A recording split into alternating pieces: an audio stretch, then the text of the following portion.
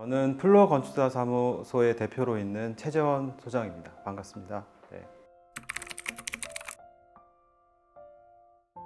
저희가 이제 프로젝트를 대하면서 갈수록 그 조건들이 굉장히 복잡해지고 있다는 생각이 듭니다. 이게 물리적인 것도 그렇고, 그리고 사회적인 부분, 아니면 또 경제적인 부분, 이런 여러 가지 조건과 제약들이 이제 많아지는 환경성에 처해 있는데, 이런 부분들을 어떻게 건축 안에 잘 녹여낼 건가에 이제 관심이 있고, 그걸 통해서 그 도시의 그 다양한 흐름이나 그 경계나 이런 부분들을 조절하는데 관심을 가지고 작업을 하고 있습니다. 그래서 프로젝트를 대할 때마다 이런 복잡한 상황들, 조건들을 파악하고 거기에 맞는 질문이 뭘까를 항상 생각을 하거든요. 그러니까 질문을 어떻게 그 질문을 던지냐에 따라서 프로젝트가 달라지고, 그리고 그 전에 있었던 많은 조건들이 잘 그 프로젝트 안에 녹아들 수 있다고 생각을 하기 때문에 항상 하나의 질문을 그냥 끝까지 가는 게 아니라 계속 프로젝트를 진행하면서 그거에 맞는 질문을 찾고자 하는 방향으로 계획을 하고 있습니다.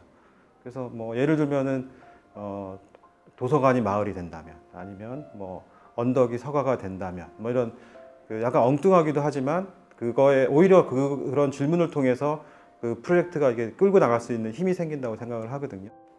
그럴 수 있다고 생각하는 게, 어쨌든 새로운 거를 하고 싶습니다. 그렇지만 그 새로움이 어디서 나오냐 생각하면 주변이나 아니면은 그 주변 일상적인 어떤 것에서 그것들을 어떻게 만나게 하느냐에 따라서 되게 새로운 것들이 나올 수 있다고 생각을 하거든요. 그래서 그러기 위해서는 주변을 굉장히 잘 봐야 된다고 생각하고, 그래서 그런 적절한 질문, 그 속에서 이제 프로젝트의 새로움이나 가치가 있다고 생각하면서 프로젝트를 진행하고 있습니다.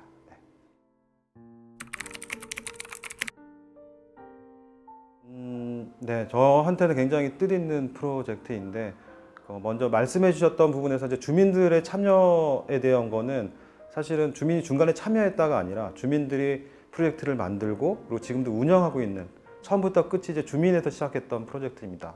그래서 저희가 참여했던 건 2013년도였고, 그 주민들이 서명 운동을 통해서 그 도서관을 만들어 달라고 청원한 것들은 2006년입니다. 그러니까 그 전부터 도서관에 대한 바람이 있었고, 학교가 많은 주변에 학교가 굉장히 많은데 주민들은 도서관을 원했고, 그거를 청원을 해서 그 요구사항을 얘기를 했고, 그게 이제 받아들여지면서 이제 도서관이 시작이 됐습니다. 시작도 그렇게 됐고, 그리고 저희가 이제 참여했을 때도 이미 도서관 축제라고 있었어요. 도서관 축제라는 거는 구산동 도서관이 만들어질 때 어떻게 만들어지면 좋을까, 그리고 그 안에서 우리는 주민들이 같이 할 수 있는 건 뭘까를 논의하는 자리들이 있었습니다.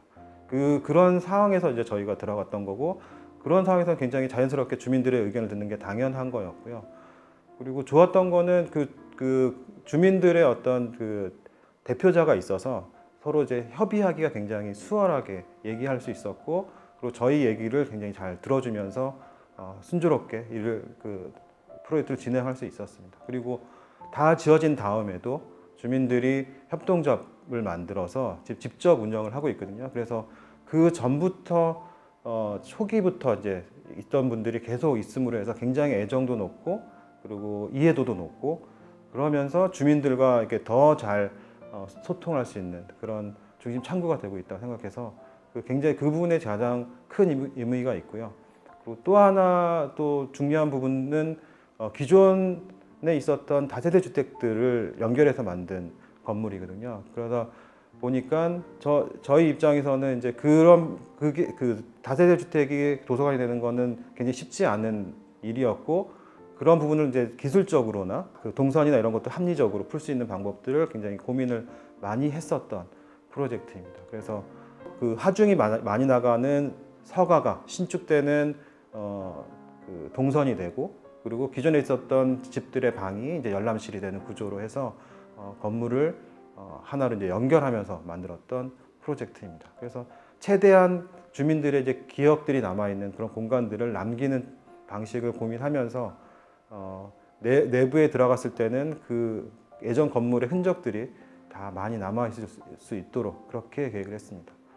그래서 지금 돌아봐서 이렇게 중요한 점도 있지만, 중요했던 거는 프로젝트가 진행하면서 서로 이렇게 존중하는 부분이 가장 중요했던 것 같아요. 그러니까 주민들은 이제 건축가가 왔을 때 저희가 했던 거에 대해서 굉장히 잘 받아들여 주시고 의견 주시고 또 말씀드리면 그거에 대해서 피드백도 바로바로 무조건 수용이 아니라 그것들에 대한 의견들이나 이런 것들을 굉장히 존중하면서 얘기를 해줬고, 그리고 공무원 같은 경우 담당 공무원 같은 경우도 굉장히 여러 사람의 의견이 많을 텐데도 그 중재자 역할로 굉장히 잘 해줬고, 그리고 저희 이제 건축적인 입장에서는 기존에 있었던 골목이나 주택이나 이런 것들을 어떻게 보면 그냥 지나가 버릴 수 있는 그런 건물인데도 그런 부분들을 굉장히 또 존중하면서 거기에서 가치를 찾으려고 노력을 했고, 그런 부분들이 만나서 이게 지금은 되게 잘 주민들한테 사랑받는 공간이 되지 않았을까 생각을 합니다. 꼭 그렇지는 않았거든요. 이렇게 보면 참여를 해도 거기에 애정을 얼마나 가지고, 그리고 아까 말한 존중을 서로 해주면서 가느냐에 따라 차이가 있는데, 이게 반대 입장을 가진 사람이 와가지고 오히려 프로젝트를 이제 어렵게 만드는 경우도 꽤 많이 봤거든요. 그래서 굉장히 어려운 일이라는 생각이 들고, 그리고 구산동이 굉장히 운이 좋았다는 생각도 하고, 하지만 그게 잘 됐을 경우, 주민들이 어쨌든 의견이 지어지기 전부터 이게 얘기가 되고 서로 공유하고 이런 부분이 있었을 때 훨씬 더 애정도 있고 나중에 활용할 때도 관심이 훨씬 더 많아지는 것들을 느낄 수 있었습니다.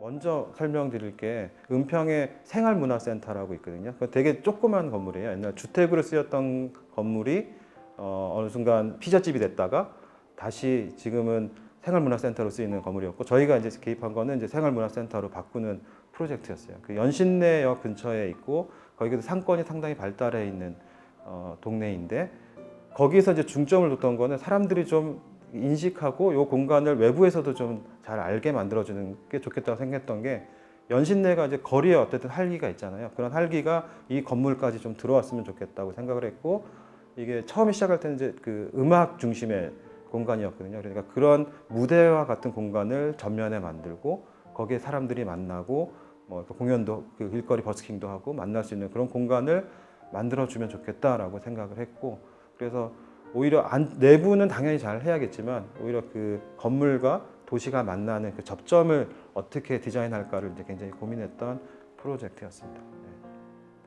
네. 엔젤공방 허브센터 같은 경우는 굉장히 여러 가지 조건들이 있었어요. 굉장히 크지 않은 대지, 요구하는 면적에 비해서 크지 않은 대지에 일조권 사상도 굉장히 강하게 받는 땅이었고, 그리고 프로그램도 하나의 프로그램이 아니라 성내도서관의 중축 부분하고, 그리고 엔젤공방이라고 주변의 유흥업소들을 그 공방으로 바꾸는 프로그램이 있거든요. 거기에 이제 허브센터를 만드는, 그 허브센터 두 개가 만나는 프로젝트였습니다. 그래서 그것들을 어떻게 하면은 잘 녹여낼까를 고민을 했었고, 그리고 도서관에서 연결을 위해서 이제 브릿지를 걸면서 3층이 굉장히 중요한 또 공간이 되었습니다. 그래서 이 부분들과 그리고 아까 말한 굉장히 타이트한 공간을 어떻게 만날까를 고민을 했고, 그거에 대한 이제 해답이 3개의 집과 마당을 적층하는 방식으로 건물을 구성을 했어요. 그래서 1층에서도 외부 공간을 쓸 수가 있고, 그리고 3층에서는